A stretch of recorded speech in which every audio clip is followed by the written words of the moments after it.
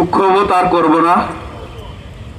ময়মনসিংহের হালুয়াঘাটে যে 2 নং জুগলিতে আমার আদিবাসী বোন, আমার আদিবাসী শিক্ষার্থী কিশোরী, নবম শ্রেণীর শিক্ষার্থী, তাকে যেভাবে ধর্ষণ করা হয়েছে, সেই ধর্ষণের বিচারের দাবিতে আমরা আজকে রাজপথে দাঁড়িয়েছি।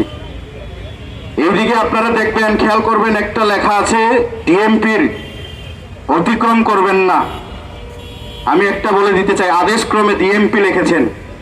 আমি একটা কথা বলতে চাই, আদিবাসীদের সাথে আর পলিটিক্স করবেন না, সীমা অতিক্রম করবেন না।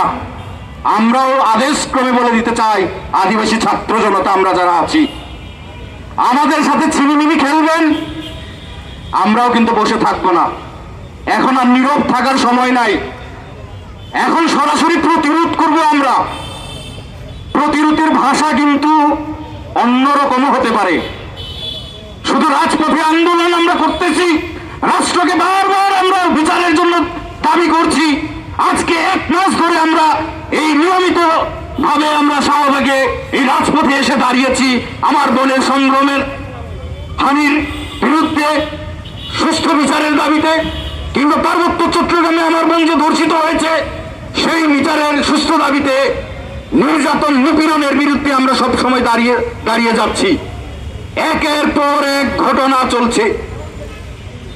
29 তারিখ ঘটনা ঘটলো, আমার বোন ময়মনসিংহে হালুয়াঘাটে ধর্ষণের শিকার হলো। গতকালকে রাত্রে সিলেটে আমার খাসি আদিবাসীদের পাঞ্জুম একমাত্র আয়ের উৎস কেটে দিল দুর্বৃত্তরা।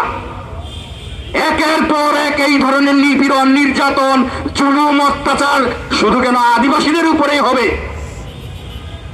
মনে রাখবেন, এই বাংলাদেশ রাষ্ট্র, আপনারা শুধু নাগরিক নয়, এই বাংলাদেশের যারা আদিবাসী মানুষ রয়েছে, ব্রিটিশ বিরোধী আন্দোলনে নেতৃত্ব দিয়েছে, পাকিস্তানিদের বিরুদ্ধে অস্ত্র দিয়েছে। আপনার গারো পাহাড়ের পাদদেশে যাবেন, আমাদের গারো হাজং গালুরা বাড়ি বাড়ি আপনি মুক্তিযোদ্ধা খুঁজে পাবেন। সেই জায়গায় প্রতিরোধ সংগ্রাম করেছিল, পাকিস্তানিদের বিরুদ্ধে অস্ত্র ধরেন কাঁধে কাঁধ মিলিয়ে যুদ্ধ করেছিল, রক্ত দিয়ে, জীবন দিয়ে এই বাংলাদেশকে স্বাধীনতা এনে দিয়েছিল। এই বাংলাদেশ আমরা দেখতে চাই নাই, যে বাংলাদেশে আমার বোন ধর্ষণের শিকার হবে, ধর্ষণের পরে আমি আন্দোলন করতে যাব, সেখানে আমাকে বুক যাত্রা করে দিয়ে বুলেট বিদ্ধ করে হত্যা করবে, এই ধরনের বাংলাদেশ আমরা চাই নাই। আজকে থেকে ঐক্যবদ্ধ লড়াই সংগ্রাম করার আমরা প্রতিশ্রুতি ব্যক্ত করছি। এখন থেকে আর কথা বলবো না, এখন থেকে প্রতিরোধ করা শুরু করব। আপনারা আইন শৃঙ্খলা রক্ষাকারী বাহিনী যারা আছেন, যারা সরকার রয়েছেন, আপনারা নিরাপত্তা দিতে ব্যর্থ, সেটা লিখিতভাবে জানিয়ে দেন। যে আইন আছে সেই আইনগুলো লঙ্ঘন করবেন। আবার লঙ্ঘনের বিরুদ্ধে আমরা আন্দোলন করতে গেলে আমাকে সন্ত্রাসী আখ্যায়িত করবেন, আমাকে বিচ্ছিন্নতাবাদী বলবেন। তাহলে আপনারা কি করছেন?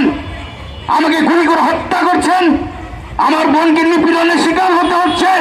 সেখানে আইনি সহায়তা থেকে শুরু করে আইন শৃঙ্খলা রক্ষাকারী বাহিনী মুখ বুজে চুপ করে থাকবে, সেটা আমরা যারা ভাইরা আছি আমরা ঘরে বসে থাকবো। এখন থেকে আর কথা হবে না। সংগ্রামী বন্ধুগণ, একের পর এক নির্যাতন নিপীড়ন হতে হতে আমাদের পিঠ কিন্তু দেয়ালে থেকে যাচ্ছে। অন্যায়, অবিচার এবং শোষণের বিরুদ্ধে লড়াই সংগ্রাম কিভাবে করতে হয় সেটা মনে হয় আদিবাসীদের চেয়ে এই ভূখণ্ডে, এই ভারতীয় উপমহাদেশে আমাদের থেকে মনে হয় আর কেউ জানে না। আপনাদের অস্ত্র থাকতে পারে, আপনাদের ক্ষমতার দাম্ভিকতা থাকতে পারে, আপনাদের যাত্রাভিমান থাকতে পারে। এই যাত্রাভিমানের যাতা করেই আমরা আজকে নিষ্পেষিত। আমাদের আদিবাসীদেরকে সুপরিকল্পিতভাবে এই দেশ থেকে বিতাড়নের জন্য প্রচেষ্টা করা হচ্ছে। আমাকে ধর্ষণ করে, আমাকে এই দেশ থেকে নিপীড়ন করে, আমাকে এই দেশ থেকে গুম করে, হত্যা করে, আমাকে একের পর এক নির্যাতন নিপীড়ন করে আমাকে এই দেশ থেকে বিতাড়নের জন্য রাষ্ট্র সুপরিকল্পিতভাবে ষড়যন্ত্র করছে সংগ্রামী বন্ধুগণ।